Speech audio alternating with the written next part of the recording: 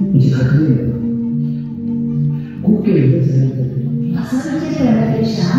जे वडिलांचा रोल करत होते ते रायगड भूषण आहे, माणिक पुरस्कार प्राप्त व्यक्तिमत्व आहे. तर आईचा रोल केला, त्या देखील आदर्श शिक्षिका पुरस्कार प्राप्त आहेत. पत्नीच्या रोलमध्ये होत्या, त्या देखील शिक्षिका आहेत. परमेश्वराने एवढी वसंत आमच्या आयुष्यात ठेवली तरी कुठं जगदंबा.